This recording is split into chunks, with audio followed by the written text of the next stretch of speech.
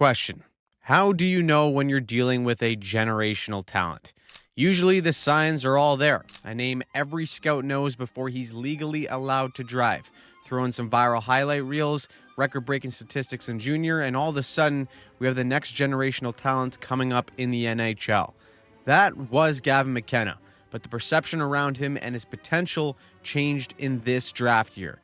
Making a bold leap to college hockey, a tough first half to his NCAA season highlighted weaknesses in his game that had scouts and the average fan backing off the generational title while also doubting whether or not he was truly the unanimous number one pick. And even after a strong second half to that season that saw him produce at an elite pace, there's still question marks about who will go first overall in the 2026 draft. So what the hell is going on here? How good is Gavin McKenna actually? What does his true potential look like? And what can we expect from an 18-year-old stepping in to the biggest hockey market in the world? Well, let's take a deeper look. When it comes to the numbers, Gavin McKenna on the way up has always been in the generational conversation. Making the leap to the WHL at 15 years old, he instantly broke the point per game mark with the Medicine Hat Tigers. At 16, he had 97 points in 61 games, and at 17, he put up 129 points in 56 games. He was also the third fastest player to reach 200 points in league history. But then in 2024, junior hockey changed forever. See, prior to that, players who competed in the WHL, OHL, or the QMJHL lost their NCAA eligibility because the NCAA considered the CHL to be a professional league. That forced top prospects to choose between major junior hockey and the college route at a young age. When the NCAA reversed that rule, it immediately created a new option for elite players. They could develop in the CHL during their younger years and then move to college hockey when they're ready for a greater challenge. So that left McKenna with a choice: stay in the WHL and likely continue to light up the league while building a case that would have confirmed assumptions about his potential while likely drawing comparisons to guys like Bedard and McDavid with the numbers that he would have put up. Or he could take the leap to NCAA hockey and prioritize development by having the opportunity to play against older, stronger, and more physically mature opponents on a nightly basis. So McKenna decided to take the non-traditional route and commit to Penn State. I'm sure also that $700K NIL contract didn't hurt one bit either. Now, this year was a tale of two seasons for Gavin McKenna.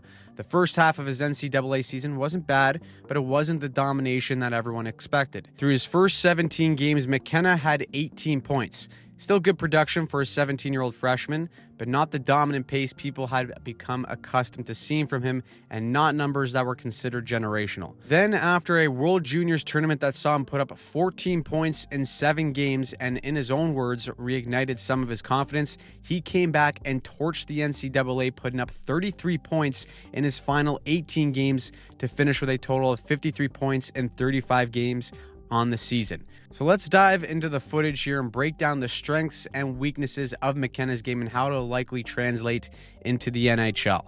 Let's start with the good. Gavin McKenna can be a franchise-altering offensive talent.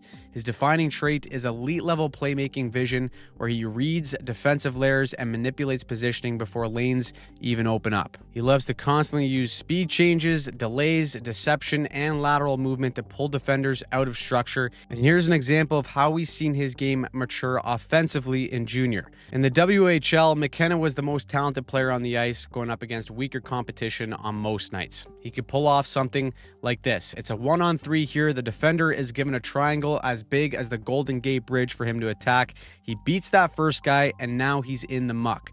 This is where the skill really takes over. A subtle drag with his left foot allows him to slow up and pull the puck into his body to beat the second defender's stick.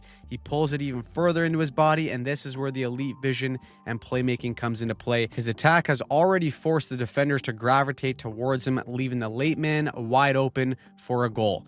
Extremely impressive, but at the next level, like in college and in the NHL, guys are way better defensively, and going through them becomes exponentially harder. His game has to become even more cerebral in that sense, and this play in college shows that evolution. Instead of attacking these defenders head on, trying to go through sticks, which is a lower percentage play, the higher you go, He anchors his heel to change speeds and simply outweights the lone defender. Instead of totally leaning on his physical skill, McKenna leans on his IQ and patience to wait out the defender and open up the play for yet another assist. It is very similar to his biggest player comparable in this draft, and that is Patrick Kane. Kane, as a leaner and extremely talented winger, has crafted a Hall of Fame career for himself with this style of offense. It almost looks identical with the change of speeds and waiting for support to get in and behind the line of defense where he can thread a needle for that pass. The constant delays, east-west routes, and stop-ups to hit a late man are eerily similar in look between McKenna and Kane. This is where McKenna could be a very good fit with someone like Auston Matthews. Now, it is a lot to ask of an 18-year-old to step into your lineup and play top 6 minutes right away.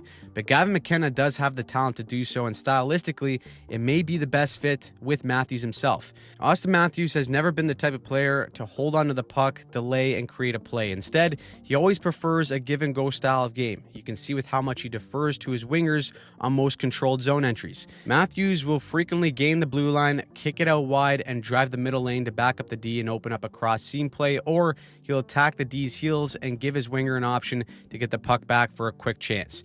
It's a fundamental center lane drive that works really well with Matthews' game, but without a winger that can claim that space or use it effectively to create a better play, a lot of rush opportunities died on Matthews' wing last season.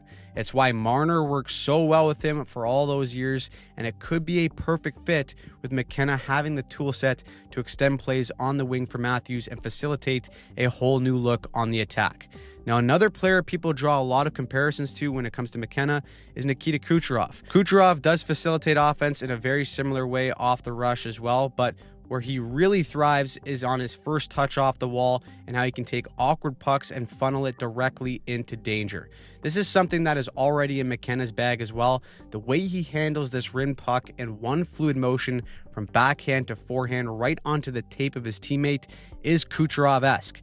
The other area is on the power play, where Kucherov is a nuclear weapon on the facilitation of that right flank. Because of the guy's all-world first touch, he can take bobbling or difficult pucks with some zip and transform it into a tape-to-tape pass with no additional dust-up of the puck. McKenna on that same flank has shown that he has both the tool set and vision to pull this off as well. If Toronto does draft him first overall, they open up a ton of options for McKenna to take advantage of. On that weak side flank, the Toronto power play has traditionally been the most dangerous when Auston Matthews is on that left side, ready for a catch and release type of shot.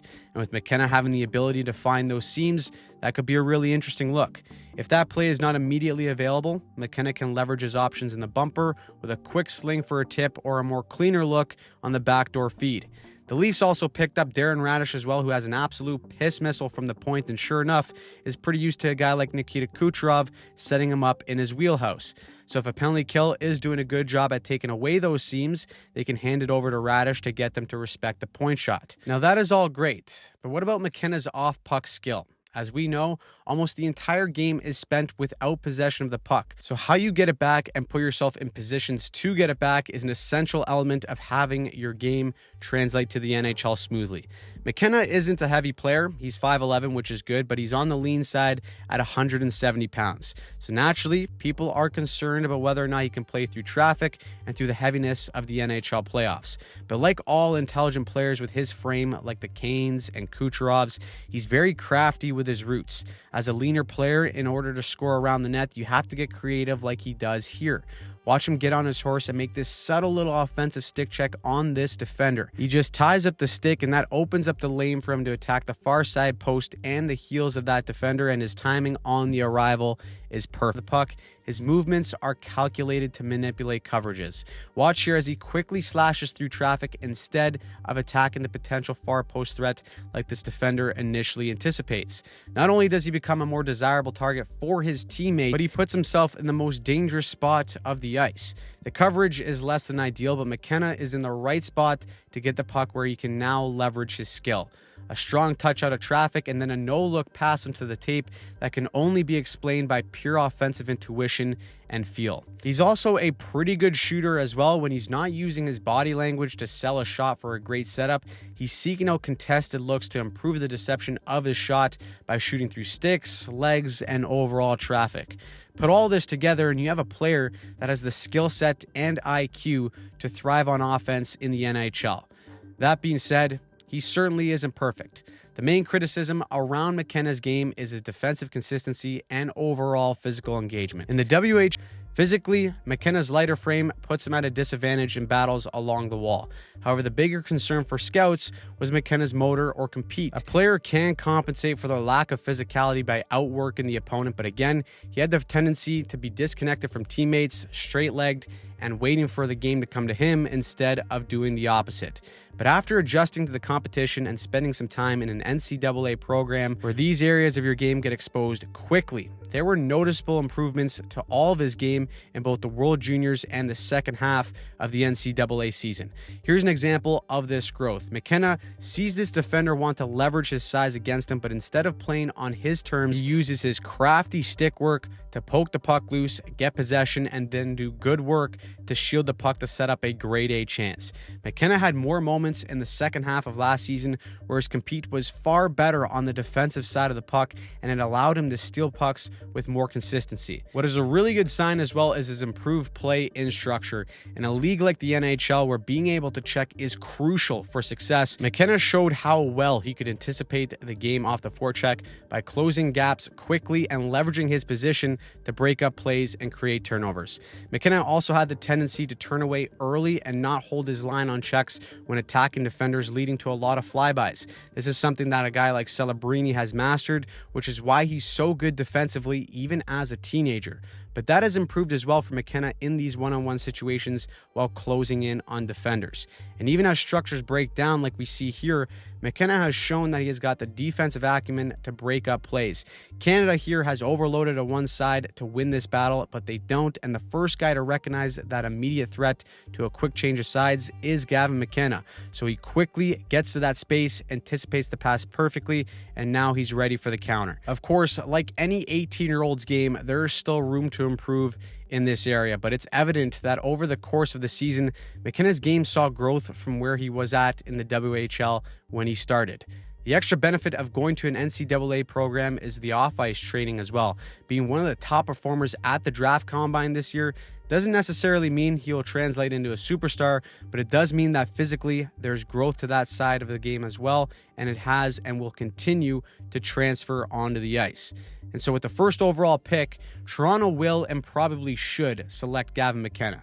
As we know, the pressure in that market is something that very few players can truly excel in. And in an era where the Leafs are trying to win now, there will be immediate pressure to do well and help that happen. And in this market, more than any other market, there's going to be a magnifying lens on McKenna's play. But he is no stranger to the lights, and in his junior career, he has showed that he can evolve quickly as a player. It will be a process in Toronto at times, but the question is how long will that process take? Because the ceiling for a player like him is incredibly high and incredibly rare.